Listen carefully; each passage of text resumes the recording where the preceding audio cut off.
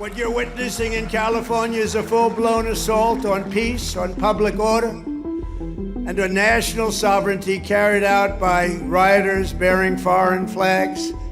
Under the Trump administration, this anarchy will not stand. We will not allow federal agents to be attacked, and we will not allow an American city to be invaded and conquered by a foreign enemy. And that's what they are. Let's talk about something that's happening right now in Los Angeles. Something that hasn't happened since 1992. President Trump has federalized the National Guard and deployed 2,000 troops to LA in response to the immigration protests. We're watching military personnel on American streets dealing with American citizens exercising their right to protest.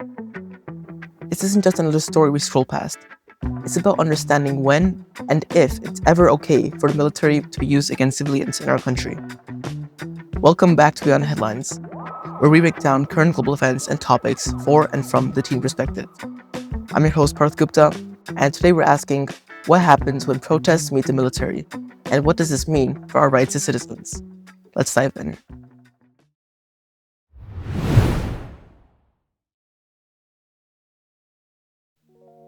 So first, let's get the facts straight. What's actually happening in LA right now isn't just random chaos. Immigration protests have been escalating, and the federal government made the decision to send in the National Guard. The last time something like this happened was during the 1992 LA riots. That's over 30 years ago. Here's what we need to understand. There's a huge difference between local police, state National Guard, and federal military deployment. When the president federalizes the National Guard, he's essentially taking control away from the state governor and putting federal forces on the ground. That's a big deal constitutionally.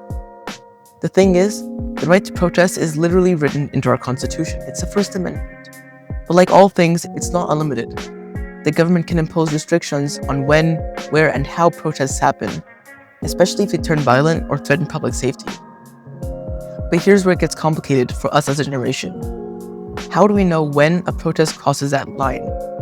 Social media shows us clips, maybe a few seconds of confrontation, maybe hours of peaceful demonstration. We're seeing fragments, but not the full picture.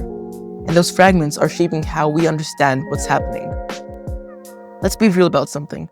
This situation affects us teens directly. Many of us have classmates, friends, or family members who are immigrants or from immigrant families. When we see military deployment in response to immigration protests, that's not abstract policies, that's our community. The data shows that around 25% of American children have at least one immigrant parent. So when we talk about immigration policy enforcement, we're talking about policies that directly impact a quarter of our peers. That's not a small number.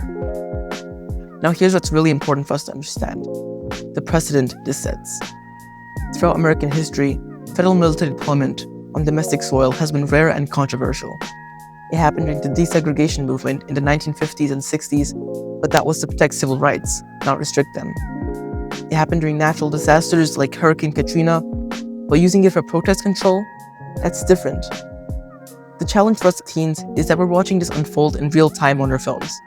We're seeing dramatic footage, heated debates, and strong opinions from all sides. But let's ask ourselves, are we really getting the full context? Do we understand the legal framework that allows this to happen? Do we know what safeguards exist to prevent this abuse of power? Here's something that might surprise you. Most protests in America are peaceful. According to research on recent major protests, over 93% remain nonviolent. But the ones we're seeing on social media, those are usually the exceptions, not the rule. So here's the bottom line. What's happening in LA right now is a stress test for American democracy. It's testing the balance between public safety and civil liberties, between federal power and local authority, between law enforcement and constitutional rights. As teens, we're inheriting this system. We'll be voting soon, if we aren't already. We'll be the ones deciding how to balance these competing values. The question isn't whether we're supporting or opposing immigration policy. It's whether we understand how power works in America and what limits should exist on power. The military on American streets isn't normal. It shouldn't be normal. Whether it's justified in this case depends on the facts that we're learning. But our job as informed citizens is to ask the right questions. What happened? Why was this the chosen response?